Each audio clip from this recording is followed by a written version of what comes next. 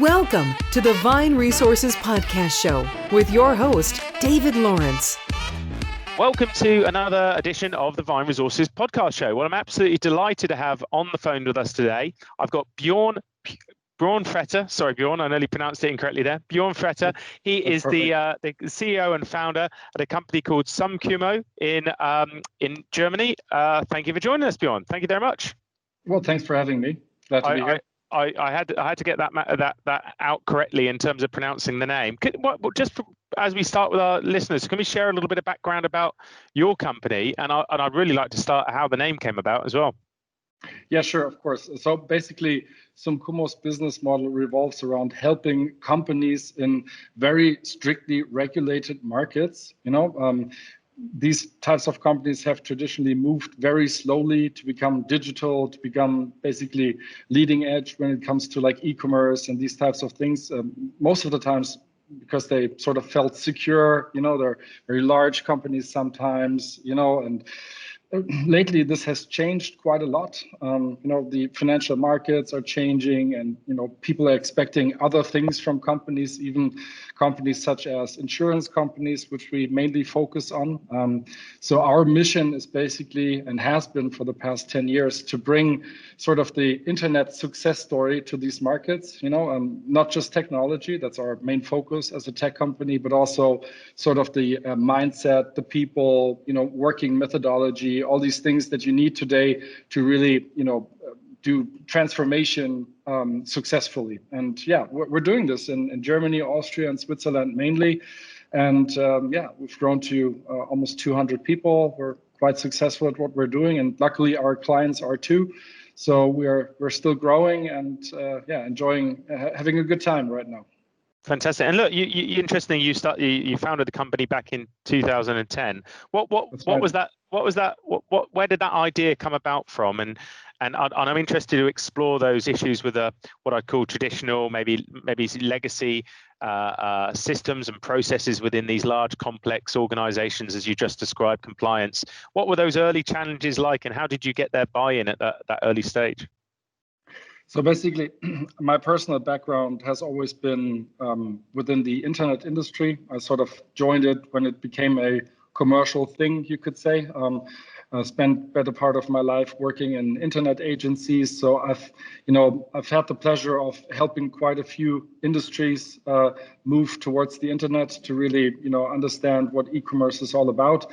And, at some point in my life, I had basically almost done it all, worked for very large agencies. So my career was set basically, and worked for many different types of companies. And I was frankly getting a bit bored by these types of challenges, because doing e-commerce, you're really only sort of scratching the tip of the iceberg, one could say. But when you look at, some of these industries and you look at what you mentioned, the whole legacy and everything that they have, you notice that, the rest of the iceberg is very much hidden. And I felt that the things that came out of the internet, like I said earlier, the mindset, all these different types of, ways of doing projects, technology, all these things have, they were reaching a level of maturity, I guess you could say, that I felt that they could be used for more than just e-commerce. So what I felt we needed were real end-to-end solutions, things that, everybody today talks about these, API ecosystems, service-oriented architectures, all these types of things when you're talking about technology, and also about how you can organize a business. These types of things, I wasn't able to maybe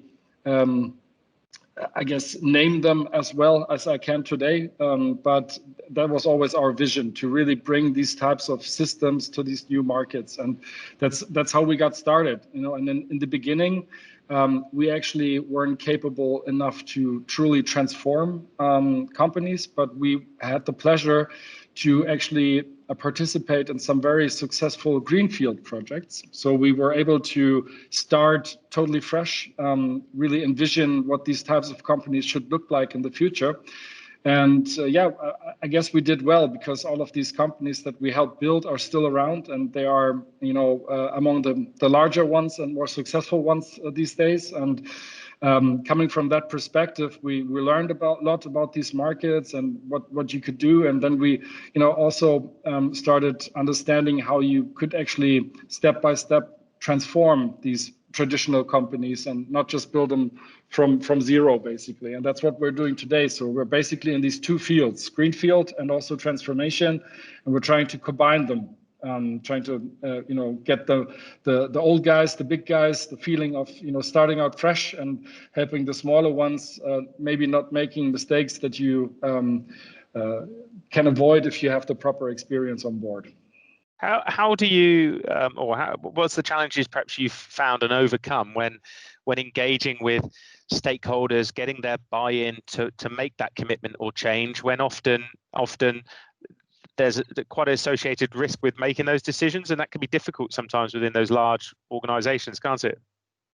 Yeah, definitely. And I think that a lot of these large established companies are now benefiting from some of these successful greenfield projects, because many times a decision is only being made if someone has done it before successfully. So you can always point to that person and say, hey, I just want to be, as modern as this company. Can you help me go there? Can you help me transform my company to sort of become like that? So it's always great if somebody else has done the first step. That's one thing that can be said, in general. But apart from that, the biggest challenge is that if you today want to really create a successful business, then you have to make sure to really have everybody on board. Having a project set up where you are just working with the IT department, or you're just working with the marketing department, or the sales department, or just the, product development or something. One of these types of projects is more than likely not going to be successful. Today you always want to involve everybody in your organization.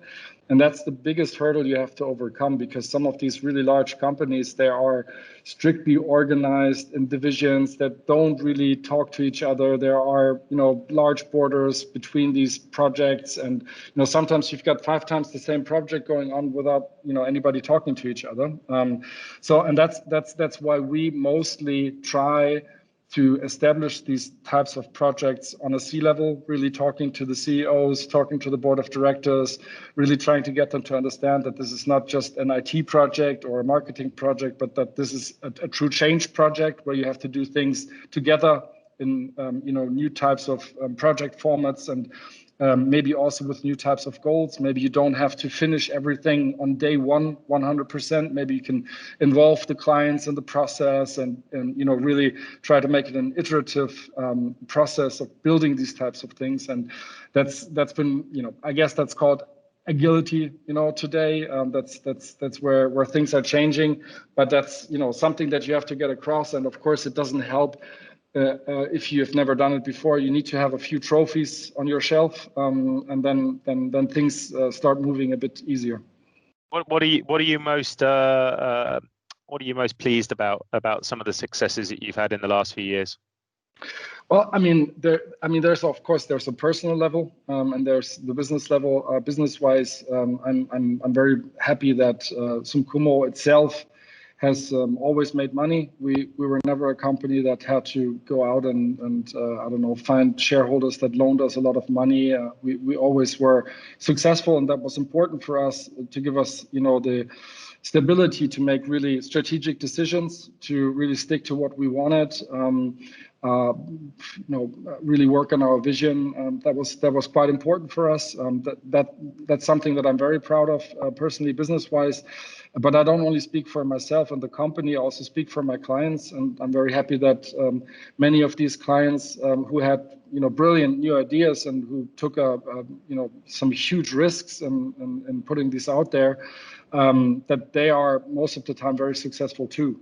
That's really, in some cases, you could say this is almost a miracle, because we've seen a lot of similar projects fail in these markets. If you're looking in our region here, in the German, Swiss, and Austrian market, then you can see today quite a few projects that sort of have the same goals, but they've all started closing down. They've all sort of failed, and together with our clients, we're still going strong. So that's, I'm quite proud of that. On a personal level, I'm just super proud of the team that we have here. We have this amazing company here with, such a great spirit, such, amazing co-workers here, just a great spirit. We are close to zero fluctuation after 10 years. It's just a pleasure going to work every morning, working with these people, even though, as you can imagine, having grown to 200 people, it's also, hard work. But with this team, with this spirit, it's just, it gets you through the tough phases as well. Well, we'll dip into that a little bit in a moment, if you don't mind. And I'd love to share, because you've made some great points there. What now does a typical day in the business look like for you as the leader? Well, it's kind of a funny question, because I actually tell people a lot that I never have a normal day. But then if you ask me like that, then I guess from organization point of view, my day starts quite early in the morning. Very early, actually, because I also like to have some time left over for family later in the evening. I have some kids and a beautiful wife, so I want to spend time with them. And the only way I can make that possible is if I actually get up early. Got a couple of early morning meetings, and very important to me is that me and my management team, we are also working agile. So we have our daily stand-up meetings, we have our plannings, we have our retros. So we try to work just like our actual teams, so that we're always compatible and we always understand everybody. So basically, that's the start of my day. My official day starts with my stand-up meeting with my management team. And then, like I said, after that, no day is like another. Of course, I've got meetings, but try to keep them productive as much as I can. Try to make sure that it's not just status reports and questions being asked and answers being given, but that it's more like workshop formats, I guess, as much as possible. And then I try to ferociously protect a few, actual slots for productive work. And then, of course, I have to talk to clients and key employees. But I'm quite involved still in many of these projects, maybe not on an everyday level, but on a strategic level. So a lot of the concepts that we come up with for the future of our projects, I still work on quite productively. And that's great fun to me, this mix, I guess you could say. Yeah, fantastic. No, it's great to hear how close you are day to day with the team and the business. How is it? I mean, we're in August now. We're talking about this. We're halfway through a year, which is crazy. Nearly Christmas around the corner. How has your company adapted to work from home? Or that environment. I know Germany is different to other countries and how it's adapting, but what's been the challenges for you, and what do you think is the opportunities moving forward, and how's it adapted your thinking as a business leader? So just from a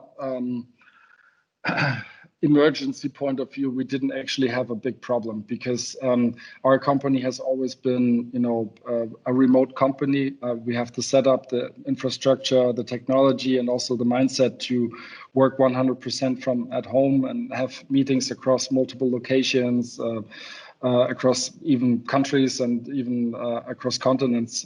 So it wasn't that hard for us to actually have that change in work. We were lucky enough that our clients were also capable of doing this. So really, we were super effective together. We basically, of course, had to cancel a lot of meetings that were supposed to be on site or something like that. But in the end, it worked really well. It wasn't that difficult. The biggest loss, I guess you could say, is of course everything surrounding culture.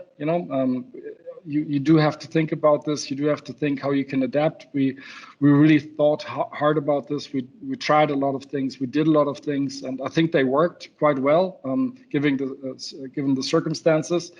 But I think there's still a lot of work to be done in the future. I mean, even though things are somewhat calming down in terms of Corona, at least here in Germany, you still have to be very careful. And I think it's leaving a long-lasting impression on everybody. And we as sumcumo, we actually decided to sort of not be chased by Corona anymore. We figured, this is the time to actually make a change. So we decided to become you could call it a remote first company. Of course, we'll still have offices and do on-site meetings, etc. But we said, okay, now that some people are back in the office, we always want to focus on the people at home first, provide them with the right infrastructure, use, the proper communication protocols, the right documentation, so that there's no, office first mentality. It has to be remote these days. And I guess that strategically gives us a lot of opportunities for the future as well. These are really good points, by the way. And I was just chatting with a business owner who owns a hotel group in London, a restaurant group, I should say. And he was talking, how do you get away with the changes in terms of those chance meetings with colleagues, that serendipity, that opportunity to have sideline conversations? How do you create that in a remote environment? How can you do that? We actually did a lot, and we started very quickly. First thing we did, we set up a task force for this that actually met daily, and every day they reorganized and thought of new ideas. And I can name you a few things if you want. Like, for example, we've always had something we call a lunch roulette, where random people from the office get chosen to meet for lunch, and we figured, hey, why not continue this as a digital lunch? So we're still inviting groups of people every week to have lunch together, even though it's digital. They just order in and then hang out together in front of Zoom or some other client. We do this also with coffee talks, water cooler talks. We sort of, I guess you could say, force people to meet, just to have them join a room and discuss for 15 minutes what's happening. We still organize every after-work event we've ever organized, like, after-works, community of practices, all these things are still happening. We're using some new digital tools for that. We're even playing, developer Jeopardy with them or something fun to make it, last. And there's also, some of these things that we've always done, like having weekly one-on-ones with employees. We always continue those. The employees really need to see we are still there. Even though we're not sitting next to each other, we are still there. So there's no interruption of any HR relevant things that were there in the past. We've also sort of created some tools for people to use themselves. Like we've got a house bar Zoom channel where people can hang out after work. We've done like wine tastings at home where we sent everybody something to their house and had the sommelier talk to us about wine. Stuff you sometimes do in a restaurant. We try to sort of emulate these types of things in a virtual environment, and I think that's been greatly received. But lately, I've been thinking, we're still emulating the past as if it is going to come back, the way it was before. And I'm not sure that that's going to be the case. First of all, we have that move towards being more international, being more remote. So even if, Corona is gone at some point, then still this will lead to a lasting change. So currently I'm really looking into these types of things, and I'm looking at this right now pretty much from an academic point of view. I'm looking at, how does information work? How does communication work? Where is, information persisted? How do you document what you're discussing in these types of environments? How do you share goals when you're not talking to each other? These types of things, I don't have all answers yet, but this is something that I think that every leader should do, is really look at these things, not just from an emulating the past point of view, but really sort of diving into also the theory of how communication really works and what all of this is doing to ours. I think there's, as always, some big challenges here, but there's also some amazing opportunities here. So I think that's something that's really worth taking care of. Yeah, no, I think great points there, and I'd love to hear what your thoughts are from an academic point of view. I mean, I'm interested to see how have you put some thoughts into how that will work for whether it's graduate or new people into organizations that are fairly haven't got that level of experience, so world experience. I mean, that's going to be a challenge, isn't it? Yeah, I mean that's going to be different for the type of company that you're running, of course. I Yeah. mean, if you have a modern company and you've got all the tooling that you need for, I don't know, chatting with each other, having, working at home infrastructure set up in the proper way, having all the communication tools, etc., then these types of things can also be done for new employees. I guess a bit more easier than if you were like a traditional company that doesn't have all of this, set up. But I think that. What it comes down to is you really have to understand what these people need, right? And they need to have somebody that they can ask in the office for how things are being run in the company, and I think that there are different types of questions when it comes to that. You have your, I guess, questions of expertise. I don't know, if you're a developer, you need to know how we do things, how the processes work. But you might, in the traditional office environment, you might also want to ask something. Hey, where can I get, I don't know, piece of paper or something, right? And these types of questions require different people that you can ask. So we've always had the system where a random person in the company is being assigned to every new employee to sort of be their guide, and we're keeping this up even in these times. So I think that helps. But it's also been important for us as management to meet with new employees all the time. So we've set up a quarterly meeting with everybody who's new in the company to talk to them about our company vision, about our goals, and etc. So you just need to take more care of these things. It's not done with some, I don't know, half an hour speech on your Christmas party. You have to do these things more frequently. You have to make sure that you're involving everybody. And so I think these are the types of things that you have to do as management today. I'm always interested to ask people about their work ethic and how it came about. But is there something perhaps from your childhood or early life that influenced your work ethic in today? I think actually there's several things. So first of all, I'm a big sports guy. I've always been, and I think that's something that you probably hear a lot. I've actually done competitive sport for almost all of my life. I still do, and that really helps you get through the tough times. It makes you mentally strong as well.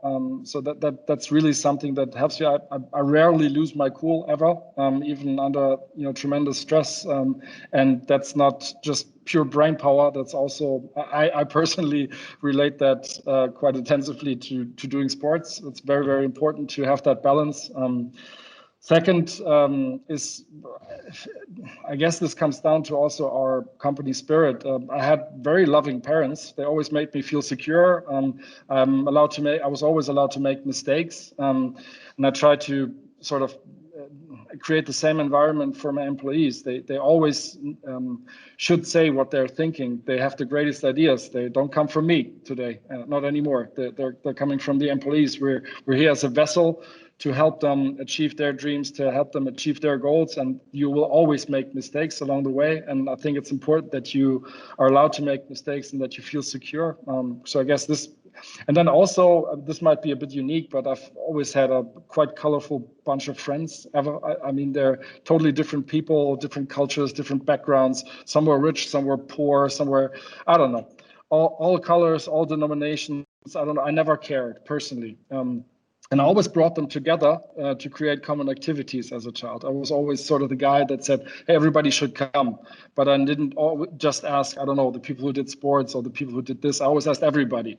And that's the same that's happening in this company here. We've got consultants, business guys, we've got developers, we've got creative designers, we've got marketing specialists. And so generally like totally different people, right? But we bring them together as one team. We teach them how to speak to each other, how to respect one another, how to create amazing products and services. And I think that might have something to do with the past. I don't know. I'm not a psychology expert, but at least that's how I feel. Well, no, that's great. That's great and great to hear. What a lot of organizations are going through business change, particularly let's talk, we can touch on insurance, but any other as well.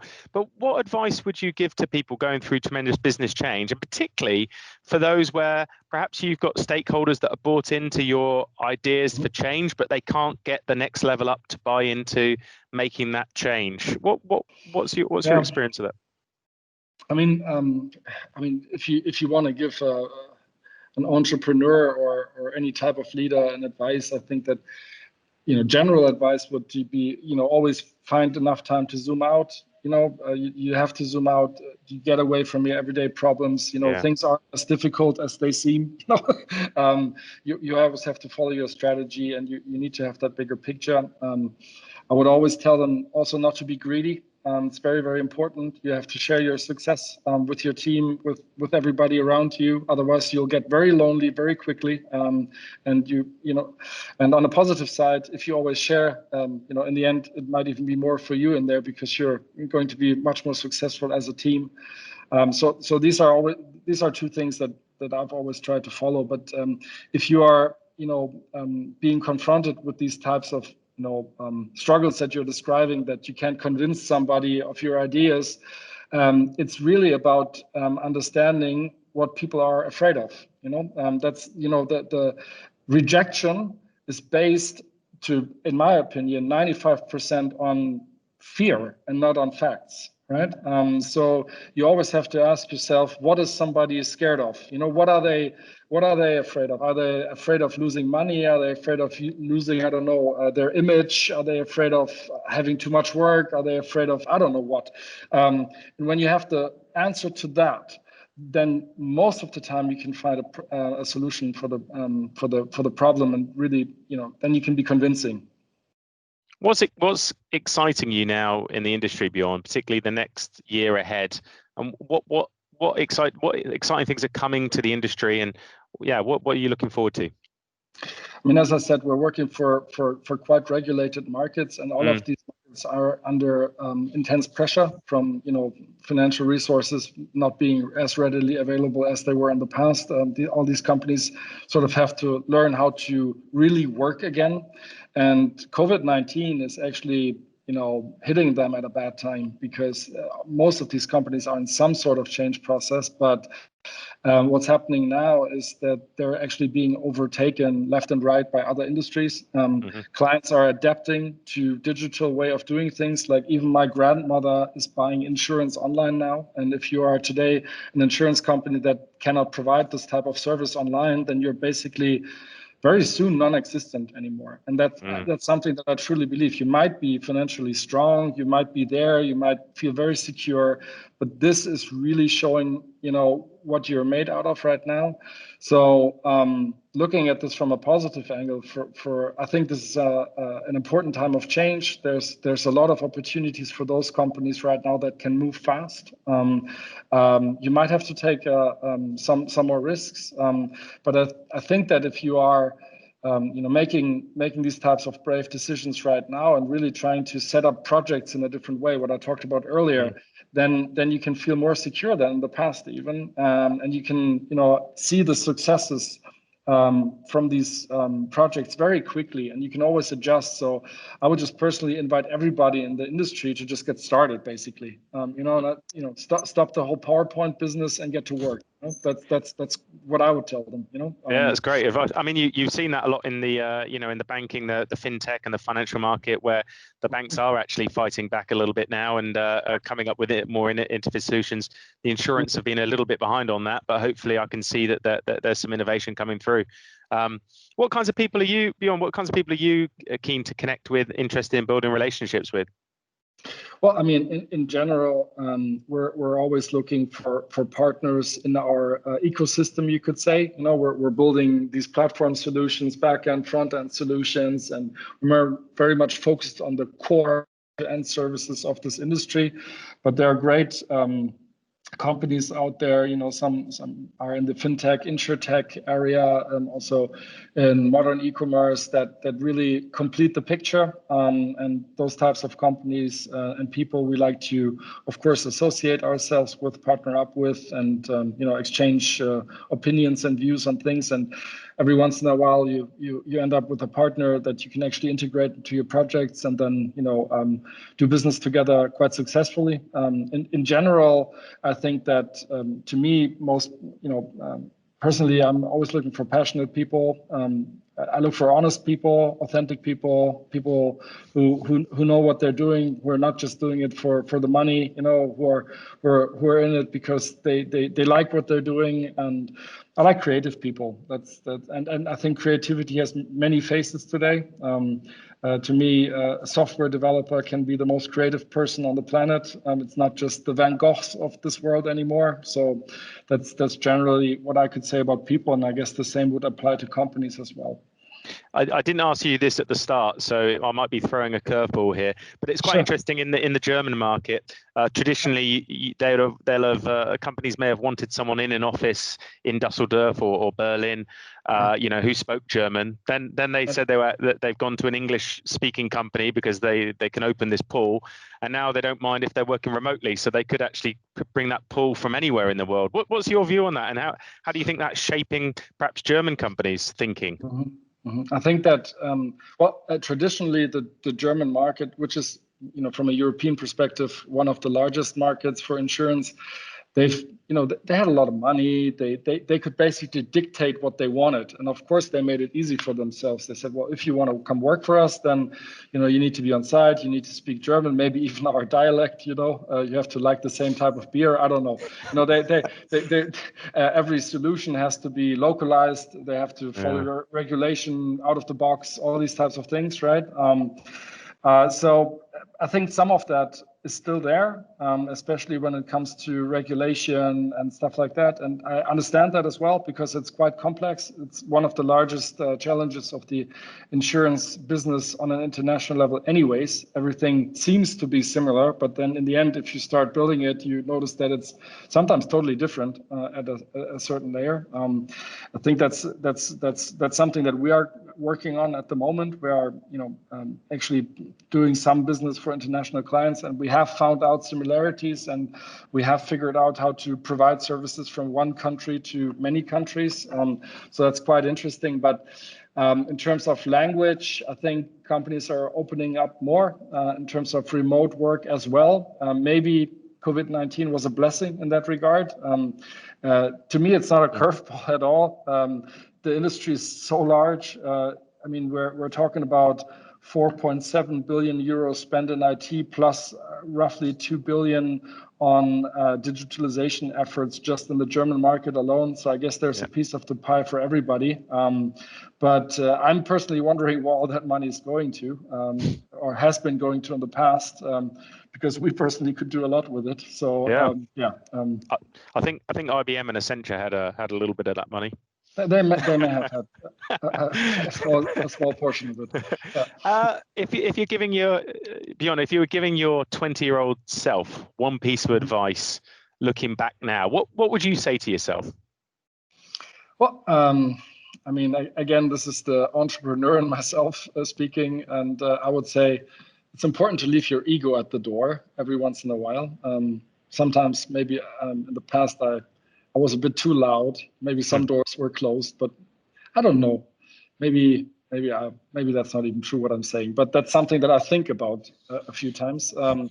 Also, of course, like everybody, sometimes I chased after things just because I thought they were shiny, and then found out that they weren't really valuable. So I would advise my 20-year-old self to think twice and look at things. But overall, my gut was actually never wrong.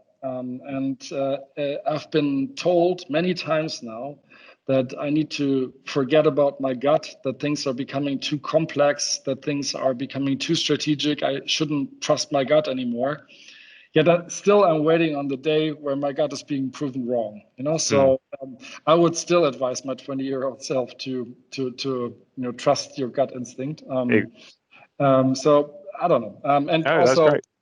And in the end, this may be easy to say after 10 years of doing this successfully, but if I look back at, I told you we are having our 10-year anniversary, and of course that always means you're looking back, right? So right now I'm focused on retrospective quite a lot, and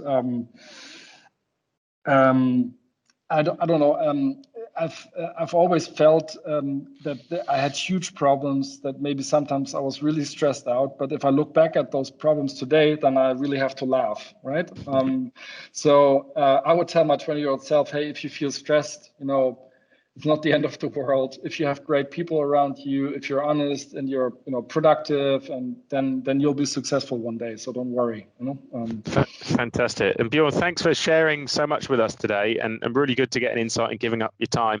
If people want to find out more about you, find out more about the company, what's the best way they can connect with you and find out more?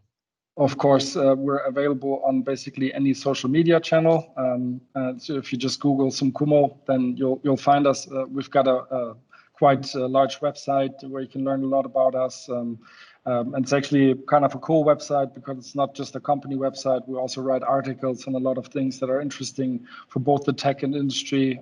So yeah, just check it out. I'll add the link in the show notes as well. Look, Bjoern, thanks for joining me, and I wish you luck for the rest of the year. Thank you. We really hope you enjoyed the podcast today. If you want to listen to more exclusive tips and life lessons from our guest, go to the resources page at vineresources.com.